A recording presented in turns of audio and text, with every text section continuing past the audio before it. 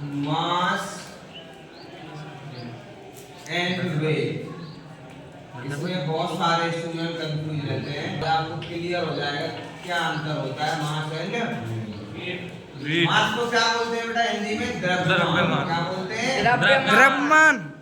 And को क्या बोलते हैं? और वेट को भार। इसमें बच्चे बहुत कंफ्यूज होते हैं। देखो एक्चुअल में द्रव्यमान कहते किसे हैं?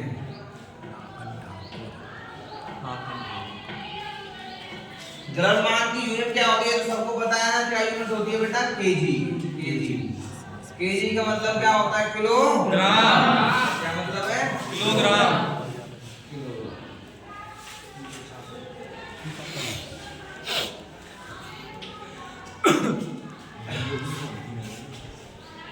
एक होता है भार। क्या होता है? भार। भार की यूनिट क्या है? सभी बच्चों को यही लगता है कि भार की यूनिट भी क्या है? केजी। क्या है? केजी। इसको भी क्या बोलेंगे? किलोग्राम।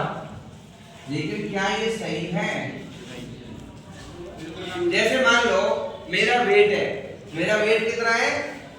70 केजी। एज्यूम करो कितना है? 70 केजी। तो क्या मैं इसे लिख सकता हूँ कि W बराबर 70 केजी? क्या लिख सकता हूँ? क्या मेरा वजन 70 केजी है? गलत है बेटा, क्योंकि आप लोगों को अभी सिखाया है मैंने कि द्रव्यमान की यूनिट होती है केजी, तो भार की कभी भी यूनिट केजी नहीं होती है। याद रखना, भार की यूनिट होती है न्यूटन। क्या होती है? न्यूटन। तो ये तो बेटा हमको गलत पढ़ाया गया है ना? बचपन से हमको बताया जाता है कि वजन तो लिए, मेरे में वजन कितना है? 70 केजी। तो वो क्या हो गया?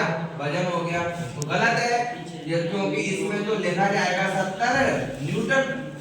यदि मैंने केजी लिख दिया तो वो वहां पे बेटा भार की बात नहीं होगी। किसकी बात हो रही है? द्रव्यमान। ठीक है। अब सपोज करो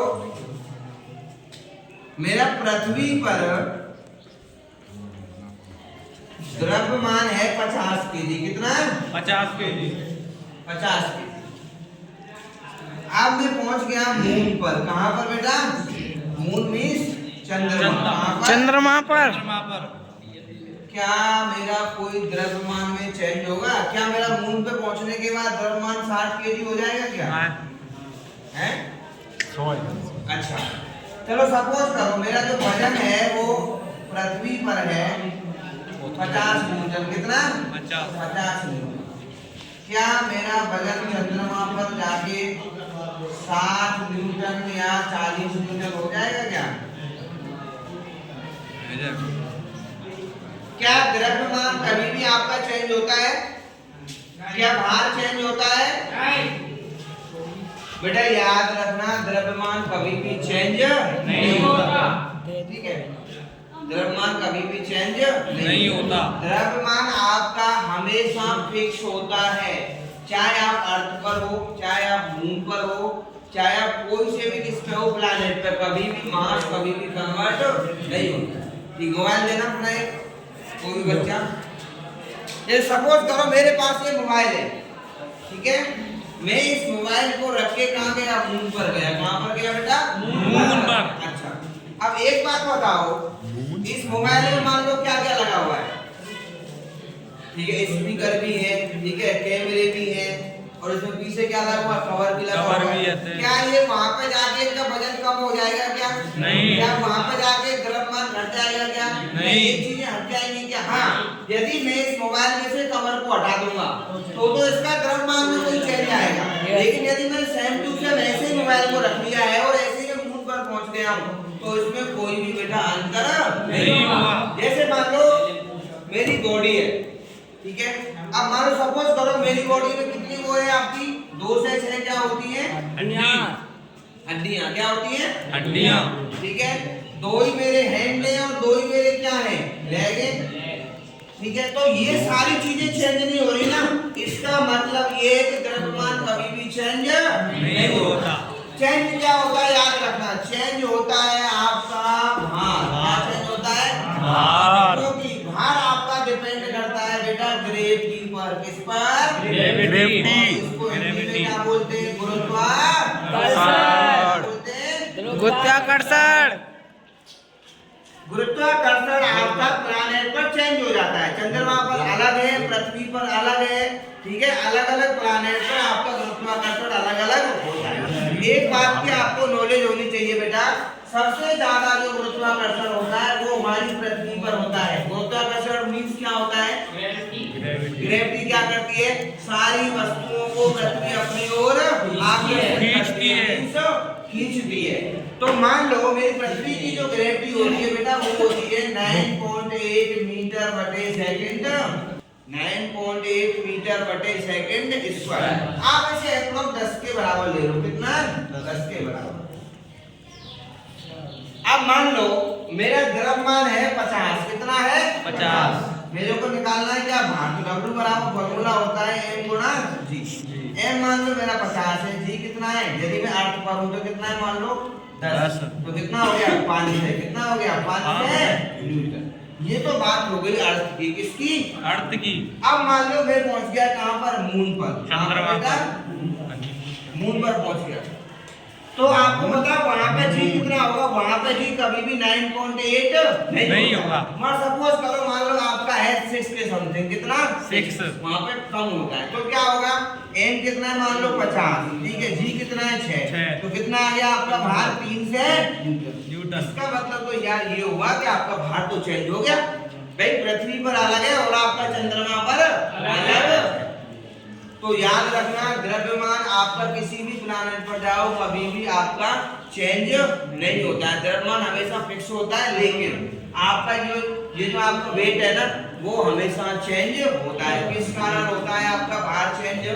ग्रेविटी के कारण। किस कारण? ग्रेविटी। यही मेन अंतर होता है बेटा द्रव्यमान और भार। इसमें बच्चे बहुत कंफ्यूज होते हैं। बचपन से हमको सिखाया जाता है कि ठीक है वजन तो लीजिए, कितना वजन है? 70 केजी। वो आपका वजन कभी भी नहीं होता है। वो क्या होता है? द्रव्यमान होता है। जब तक आप उसमें गुरुत्वाकर्षण का मल्टीप्लिकेशन नहीं करोगे तब तक वो भार नहीं होता। ठीक है, तो ये हो गया आपका द्रव्यमान और ये आपका हो गया भार।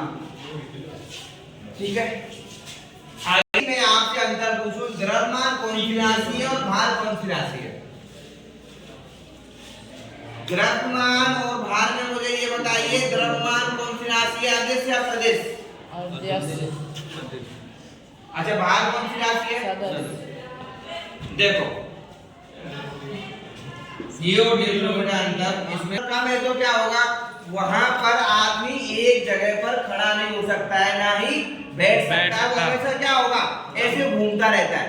ऐसे क्या करता रहता है? घूमता रहता है। वहां पे ग्रेविटी बहुत कम है। ठीक है, अब देखो मैं आपको बता रहा था अभी कि द्रव्यमान और भार में ये देखो द्रव्यमान कौन सी राशि और भार कौन सी राशि। तो देखो ये तो आपको पता है बेटा अदिश राशि किसे कहते हैं? जिसके पास सिर्फ क्या होता है? परिमाण होता है। क्या होता है? परिमाण। परिमाण का मतलब क्या होता है? वो और सुन लो। परिमाण का मतलब होता है अर्थमेटिक वैल्यू। क्या? जैसे मान लो मैं बोल देता हूँ 4, 5, 6, 7, ये जो नंबर होते हैं ना इसी को बोलते हैं परिमाण। क्या बोलते हैं? परिमाण। अच्छा, सदिश राशि किसे बोलते हैं? जिसमें परिमाण के साथ साथ किसकी आवश्यकता होती है? डायरेक्शन की, मींस दिशा की। किसकी? दिशा। अब एक बात बताओ, क्या बेटा द्रव्यमान में आपको डायरेक्शन की आवश्यकता हो रही है क्या? नहीं। तो द्रव्यमान कौन सी राशि है?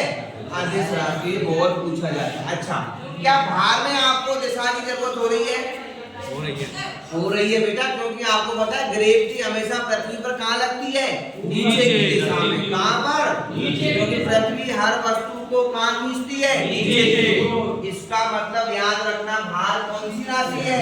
सदिश राशि है। ये बहुत पूछा जाता है। तो द्रव्यमान आपकी अदिश राशि है और आपकी सदिश कौन सी राशि है? सॉरी, आपकी भार कौन सी राशि है? सदिश राशि।